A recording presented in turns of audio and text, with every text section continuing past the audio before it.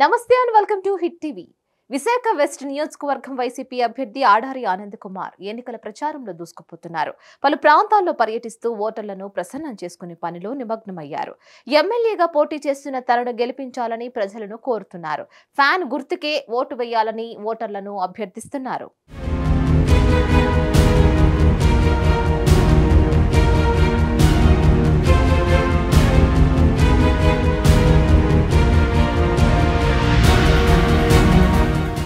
విశాఖ పశ్చిమ నియోజకవర్గం ఎమ్మెల్యే అభ్యర్థి ఆడారి ఆనంద్ కుమార్ తన సేవా తాత్పర్యాన్ని చాటుకుంటూ వస్తున్నారు. తన నియోజకవర్గంలో గత కొంతకాలంగా అనేక మందికి సేవలు అందిస్తున్నారు. ఆయా వార్డుల్లో 265 కోట్లతో అభివృద్ధి పనులు చేపట్టిన ఆయన తన సొంత నిధులతో పెన్షన్లు, స్కాలర్షిప్లు అందజేస్తున్నారు. నిరుపేదలకు విద్య, వైద్య సేవలు అందించారు. ప్రజాసేవకి అంకితమైన తనకు ఎమ్మెల్యేగా విజయం చేకూర్చాలని ఓటర్లను అభ్యర్థిస్తున్నారు. నామినేటెడ్ పదవితోనే నియోజకవర్గంలో ఇన్ని సేవలు అందించిన తనకు శాసనసభ్యుడిగా అసెంబ్లీకి పంపిస్తే రాష్ట్రంలోనే మోడల్ నియోజకవర్గంగా తీర్చిదిద్దుతానని హామీ ఇస్తున్నారు.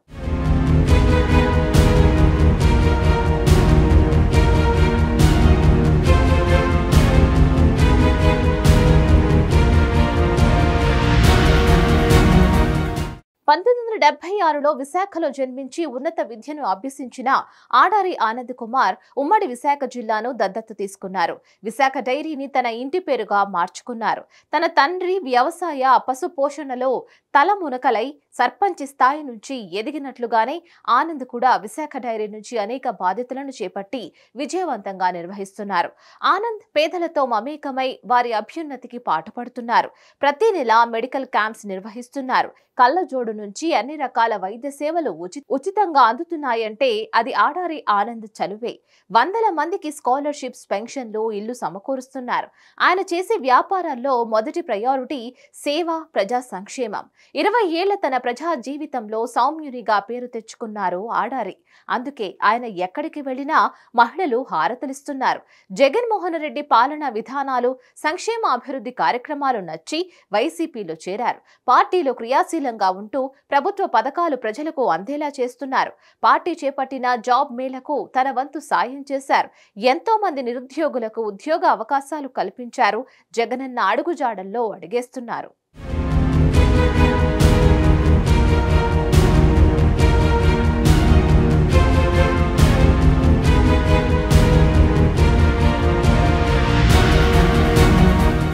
రాష్ట్ర ప్రభుత్వం గడప గడపకు స్ఫూర్తితో ఇటీవలే మీతో ఆనంద్ యాప్ సృష్టించి సీఎం చేతుల మీదుగా ప్రారంభింపజేసి ప్రజలకు మరింత అందుబాటులోకి వచ్చారు.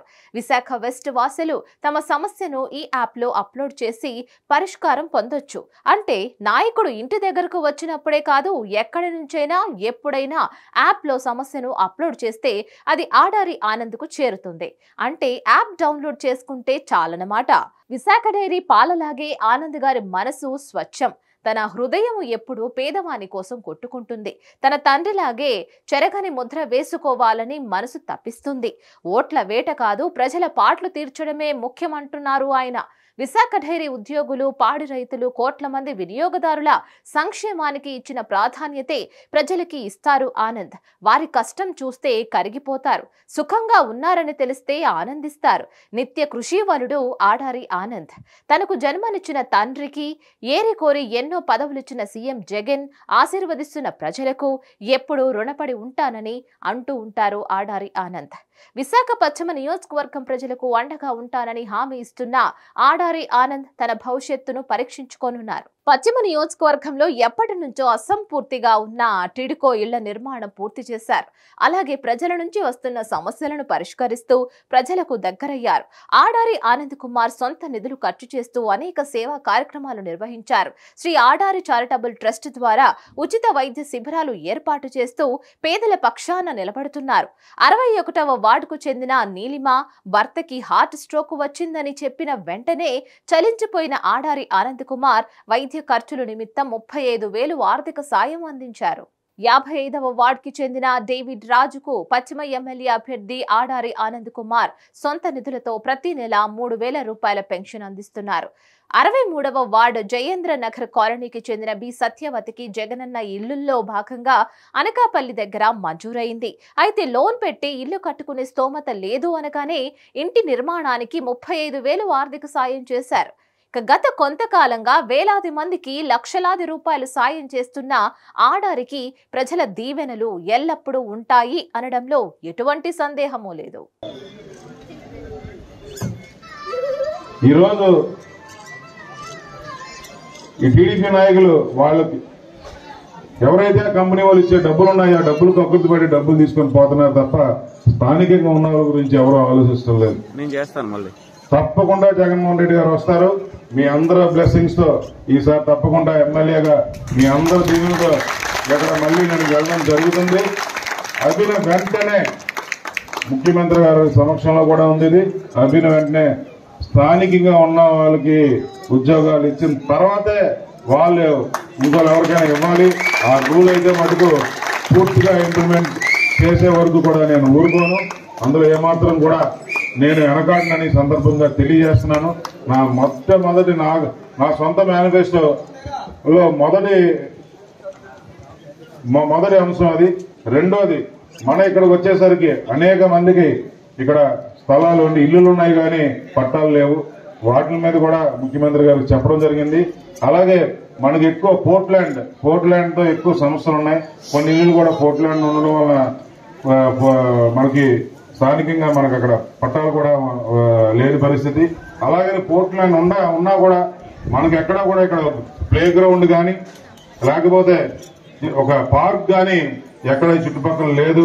తప్పకుండా మనకి ఎక్కడైతే ప్రకాశ్ నగర్ పైన గ్రామస్తులు వచ్చి ఫలానా వాళ్ళకి ఇల్లు లేదని నేను ఆ రోజు మన దాస రవి అడిగినప్పుడు తప్పకుండా చేయిస్తానని చెప్పి వాళ్ళ సమక్షంలో ఇల్లు చేయడం జరిగింది. అలాగే మన వాసు గారు వచ్చి వీల్ చైర్స్ అన్నారు. అలాగే మేడం కూడా సుధాకర్ కూడా వచ్చి వీల్ చైర్స్ పెట్టాలి అది ఏంటంటే ఇమీడియట్ గా వీల్ చైర్స్ పంపించాను. ఎవరైనా చదువుతారంటే తప్పకుండా మరి పై చదువులు చదవాలి. జగన్మోహన్ రెడ్డి గారు ఎలాగో అమ్మఒడి ఇస్తున్నారు, చేయూదిస్తున్నారు, ఫీజు రియంబర్స్మెంట్ ఇస్తున్నారు. అంతకు మించి ఏమైనా భారం ఉంటే వాళ్ళని కూడా చదివిస్తున్నారు. ఇవన్నీ ఎందుకు చెప్తున్నానంటే మీరు ఒకటే గమనించండి. ఈరోజు ఒకే ఒక స్లోగన్, చంద్రబాబు నాయుడు గారు అవనియండి, స్థానికంగా ఉన్న ఎమ్మెల్యే అవనియండి, ఇద్దరు కూడా మేము ఆయన 14 సంవత్సరాలు చేశారు, ఈయన 10 సంవత్సరాలు చేశారు. గతంలో ఇంకో చేశారు, అది వేరేది. ఈయన చంద్రబాబు నాయుడు గారు నేను 14 సంవత్సరాలు చేశాను, ప్రజలకు ఇంత మేలు చేశాను, ఇంత సంక్షేమం చేశాను, ఇంత అభివృద్ధి చేశాను, ఫలానా ప్రాజెక్టులు తీసుకొచ్చారనే పరిస్థితి ఈ రోజు ఆయన చెప్పుకునే పరిస్థితి అయితే లేదు. ఎక్కడైనా ఆయన మీటింగ్ లో చూడండి, నేను ఇది చేశాను అని చెప్పాను. ఆయన ఎప్పుడూ కూడా ఇప్పుడు మాట్లాడుతుంది జనసేన సైనికులు, బీజేపీ వాళ్ళు కలిశారు, వాళ్ళ ద్వారా మనకు ఓట్ బ్యాంక్ వస్తుంది, మనం గెలిచేస్తాం, ఇదే ధీమాతో ఉన్నారు తప్ప ఈ రోజు ప్రజలకు నేను మేలు చేశాను, జగన్మోహన్ రెడ్డి గారి లాగా ప్రజల దగ్గరకు వచ్చి బహిరంగ మీటింగ్ లో మీకు నేను మీ కుటుంబానికి న్యాయం చేసి ఉంటే, మీ కుటుంబంలో నేను ఒక కుటుంబ సభ్యుని మీరు అనుకుంటే నాకు ఓటేయండి అని ధైర్యంగా ఈరోజు అడుగుతున్నారు. మరి ఇదే టీడీపీ పార్టీ చంద్రబాబు నాయుడు గారు చొక్కా విప్పుదంతాను, రేపు గెలిచిన తర్వాత చెడ్డీలతో నడిపిస్తాను, ఆయనకి ఫాలోవర్ గా ఉన్న జనసేన పవన్ కళ్యాణ్ గారు కూడా అదే విధంగా మాట్లాడుతున్నారు తప్ప ప్రజల కోసం ఏ మేలు చేస్తామన్నది కూడా ఎవరు కూడా మాట్లాడే పరిస్థితి లేదు. ఈరోజు 14లో పెట్టిన మేనిఫెస్టో ఒక్కటైనా కూడా ఆయన చేశారా? ఏ ఒక్కటి రైతు రుణమాఫీ అన్నారు, లేదు. డ్వాక్రా మహిళది రుణమాఫీ అన్నారు, అది లేదు. ఇంకా చాలా మేనిఫెస్టోలో ఏముంది, కాగితం మీద కదా రాయొచ్చు, చేయాలి అని చెప్పి 100ల కొద్దీ రాశాడు, కానీ ఆ మేనిఫెస్టోనే మాయం చేశాడు. అదే ఇక్కడ పరిస్థితి. ఇక్కడ స్థానికంగా ఉన్న ఎమ్మెల్యే ఏమంటున్నాడు, ఆయన నేను స్థానికుడిని, నాకు ఓటేయండి అంటున్నాడు. నేను మీకు ఫలానా పని చేశాను, మీరు కరోనాలో ఉన్నప్పుడు నేను వచ్చి మిమ్మల్ని కరోనాలో ఆదుకున్నాను, హుదూద్ టైంలో నేను వచ్చి ఆదుకున్నాను, మీ గ్రామానికి 10 సార్లు వచ్చాను, నేను రోడ్డు వేయించాను, కాలువ వేయించాను, లేకపోతే భవనం కట్టించాను, లేకపోతే ఎవరైనా కష్టాల్లో ఎవరైనా ప్రజలు వస్తే మన ప్రకాష్ నగర్ లో ఉన్న పోర్ట్ ల్యాండ్ అంతా కూడా 7.5 ఎకరాలు. అది 7.5 ఎకరాలు కూడా ముఖ్యమంత్రి గారికి చెప్పడం జరిగింది.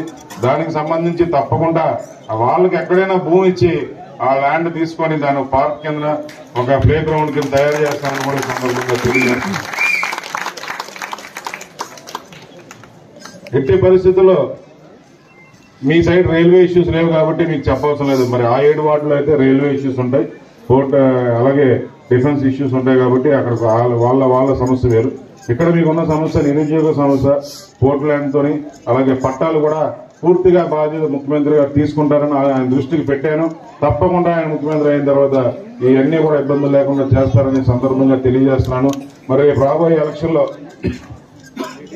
ఎమ్మెల్యే అభ్యర్థిగా నేను పోటీ చేస్తున్నానమ్మా. నా పేరు ఆడార్ ఆనంద్ కుమార్, వైఎస్ఆర్సీపీ పార్టీ నుంచి. అలాగే బొత్స ఝాన్సీ గారు ఈరోజు ఎంపీగా గతంలో 2 సార్లు ఆవిడకు అనుభవం ఉంది. 2 సార్లు ఎంపీగా చేశారు. 2 సార్లు ఎంపీ ఆ సమయంలో మన విశాఖపట్నం గురించి పార్లమెంట్ లో ఆవిడ విశాఖపట్నం అభివృద్ధి గురించి ఆవిడ పోరాడారు. మనం అటువంటి ఆవిడని మళ్ళీ మనం గెలిపించుకుంటే తప్పకుండా మళ్ళీ మనకి పోర్ట్ ల్యాండ్ ఇష్యూస్ కానీ కొన్ని ఉన్నాయి, సెంట్రల్ గవర్నమెంట్ తో ఉండే సమస్యలు మనకు ఉన్నాయి కాబట్టి ఆవిడ కూడా మనకి సహకరించి మన పనులు కూడా సులువైన సందర్భంగా తెలియజేస్తున్నాను. మరి రాబోయే ఎలక్షన్ లో మిమ్మల్ని అందరినీ కూడా 2 ఓట్లు ఉంటాయి ప్రతి ఒక్కరికి. 2 ఓట్లు కూడా ఒకటి ఎమ్మెల్యే ఓటు, ఒక ఎంపీ ఓటు కూడా ఫ్యాన్ గుర్తు మీద ఓటేసి ఒక్క అవకాశం ఇవ్వమని నేను చెప్తున్నాను. మీ కుటుంబ సభ్యుల్లో ఒకడు అనుకుని నన్ను మీ కొడుకు అనుకుంటారు, మీ తమ్ముడు, అన్నయ్యో ఏదైనా మీ కుటుంబంలో ఒక సభ్యుని అనుకొని ఎప్పుడైనా కూడా ఎప్పుడు నా దగ్గరకు వచ్చినా కూడా నేనున్నానని మీరు ఎప్పుడు మర్చిపోతూ నా దగ్గర రండి. ఎటువంటి ఇబ్బంది ఉన్నా కూడా నేను ఉన్నానని మీరు నా దగ్గరకు వస్తే ఏ పనైనా కూడా చేసే పరిస్థితి నేను చేయగలుగుతాను. తప్పకుండా మీ అందరూ కూడా సంతోషంగా ఉండాలి, మీ అందరూ కూడా హ్యాపీగా ఉండాలని భావించేవాడిని.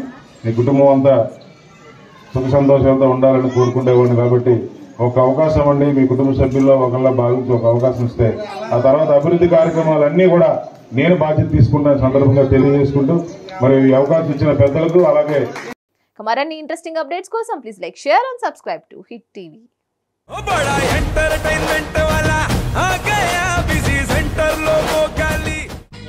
సక్కు సక్కేంద్ర సక్కు సక్కు బాయ్ బాయ్ బాయ్ బాయేంద్ర భార్గవ్ హాయ్ బాయ్. గిరాకి వచ్చే టైం ఏంది, కస్టమర్లు వస్తున్నాడు, రేడికల్ పీగురి. కస్టమర్లు వస్తున్నారు కదా, మాత్రం పొగరు ఉంటది. మరి తగ్గించేద్దాం పొగర్ని. డబ్బులు కట్టేస్తామేంటి కొంప తీసి? లేదు, కస్టమర్లు ఆపేద్దాం. పదా మరి మన బిజినెస్ స్టార్ట్ చేద్దాం.